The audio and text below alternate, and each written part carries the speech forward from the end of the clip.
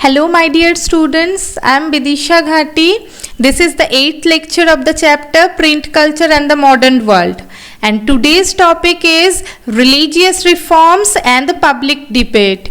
So let's start the topic. Early 90th century से ही क्या है कि रिलीजियस जो भी इश्यूज है उसके ऊपर डिबेट जो है वो स्टार्ट हो गया था और कुछ लोग जिन्हें हम क्या कहते हैं सोशल रिफॉर्मर्स बोलते हैं, उन्होंने क्या किया कि जो भी एग्जिस्टिंग रिलीजियस प्रैक्टिस थे उनके खिलाफ जो है उन्होंने वॉइस रेज करना शुरू कर दिए थे और जो भी मतलब एग्जिस्टिंग जो भी रिलीजियस प्रैक्टिस थे, रिचुअल्स थे, उनके खिलाफ क्या है उन्हें क्रिटिसाइज कर रहे थे ये सोशल रिफॉर्मर्स। और उसी के साथ साथ कुछ ऐसे लोग भी थे जो सोशल रिफॉर्मर्स के अगेंस्ट बात कर रहे थे और यही सारे जो भी डिबेट्स है वो कॉमन लोगों तक कैसे पहुंच रहा था, मतलब ऑर्डिनरी पीपल तक कैसे पहुंच रहा था, वो प्रिंट वर्ल्ड के माध्यम से ही पहुंच रहा था और ज़्यादा से ज़्यादा लोगों तक ये डिबेट के जो भी इश्यूज है वो पहुंचने के लिए क्या किया जा रहा था, ऑर्डिनरी पीपल द्वारा जो बोले जाने वाले लैंग्वेज है यानी एवरीडे जो लैंग्वेज है उसके ऊपर प्रिंट जो है उसी लैंग्वेज में अब क्या है ये सारे डिबेट के जो भी इश्यूज है वो प्रिंट होने लगा था। और जैसे आप राजा राममोहन रॉय के बारे में जानते हो, Raja Rammohan Roy who is known as the father of Indian renaissance, उन्होंने क्या किया था 1821 में उन्होंने जो संवाद कौमुदी है वो उन्होंने पब्लिश किया था और जिसमें उन्होंने सती सिस्टम, चाइल्ड मैरिज, यही सब इविल प्रैक्टिसेस के खिलाफ जो है आवाज़ उठाए थे। संवाद कौमुदी जो है that was published in the year of 1821 और जिसमें उन्होंने क्या किया था सती सिस्टम, चाइल्ड मैरिज, ये सारे जो सोशल इविल प्रैक्टिसेस है उनके खिलाफ उन्होंने आवाज़ उठाए थे। लेकिन उसी के साथ साथ क्या हुआ था, हिंदू जो ऑर्थोडॉक्सी कमीशन है उन्होंने क्या किया था, उन्होंने जो है समाचार चांद्रिक वो पब्लिश किया था उनके ओपिनियन को यानी राजा राममोहन रॉय के ओपिनियन को अपोज करने के लिए। यानी जो परंपरावादी हिंदू थे उन्होंने राजा राममोहन राय के जो भी व्यूज़ है उनके खिलाफ ये जो है समाचार चांद्रिक ये पब्लिश किया था।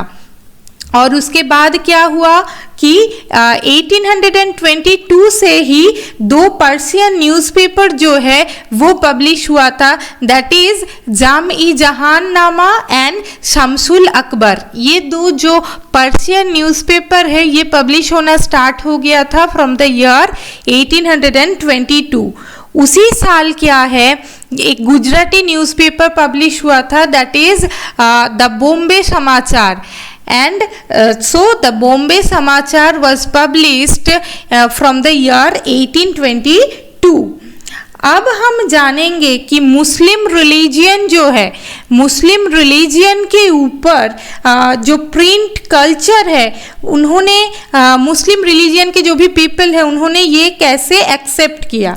ड्यूरिंग कॉलोनियल पीरियड मुस्लिम पीपल को ये डर था कि आप बोल सकते हो कि यूरोपियन पीपल जो है वो मुस्लिम लॉज को चेंज करवा देंगे, तब उन्होंने प्रिंट कल्चर जो है उसका फ़ायदा उठाया और प्रिंट कल्चर को ही जो इम्पोर्टेंस है उसको समझा। और उसी के साथ साथ उन्होंने क्या है मुस्लिम कम्युनिटी के कुछ लोग ने क्या किया, जो उनके जो भी होली बुक्स है, न्यूज़पेपर है, वो सारे पब्लिश करना शुरू कर दिए थे और वो भी उसके प्राइस को भी अफोर्डेबल रखा यानी चीप रखा ताकि सारे मुस्लिम्स उसे पढ़ पाए, अफोर्ड कर पाए। और डेली जितने भी डेली लाइफ के कोड ऑफ कंडक्ट है वो भी पब्लिश हुए और ज़्यादा से ज़्यादा लोगों तक उसे पहुंचाया जा सके, ये सारे बारे में उन्होंने देखा।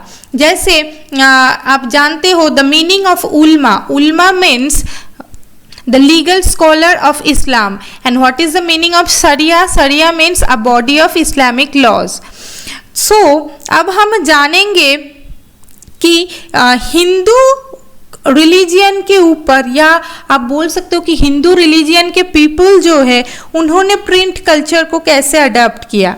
एंशियंट टाइम से ही हम जानते हैं कि हिंदू रिलीजियन जो है वो एक एनरिच ट्रेडिशन है, हिंदू रिलीजियन का एक एनरिच ट्रेडिशन है।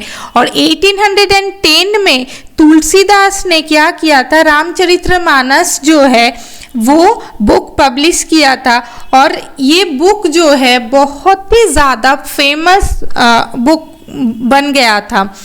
और जो है आप बोल सकते हो कि द नावल किशोर प्रेस जो है, जो लखनऊ में है, और श्री वेंकटेश्वर प्रेस जो बॉम्बे में है, उन्होंने भी 1880 से क्या है कि बहुत सारे रिलीजियस हिंदू रिलीजियन के जो भी बुक्स है वो वर्नाकुलर लैंग्वेज में पब्लिश करना स्टार्ट कर दिए थे। यानी 1880 से क्या हो गया था कि नवल किशोर प्रेस और जो लखनऊ में है, और उसके साथ साथ श्री वेंकटेश्वर प्रेस जो बॉम्बे में है, उन्होंने बहुत सारे रिलीजियस बुक्स जो है वर्नाकुलर लैंग्वेजेस में पब्लिश करना शुरू कर दिए थे 1880 से।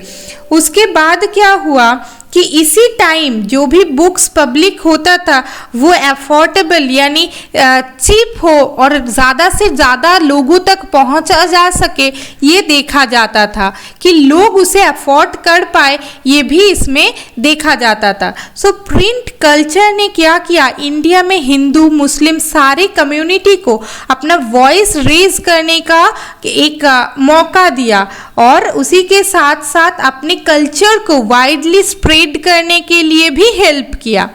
और रिलीजियस रिफॉर्मर्स ने क्या किया, सोसाइटी के जो भी इविल प्रैक्टिसेस है उनके खिलाफ आवाज उठाया और लोगों को जागरूक किया।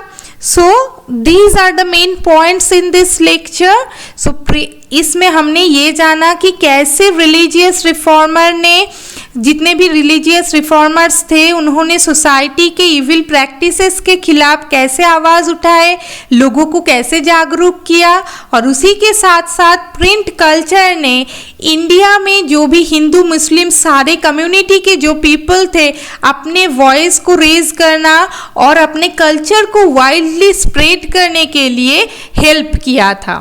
So that's all for today, and the next topic will be new forms of publication. So in the next lecture we will study the topic new forms of publication. So thank you, keep studying.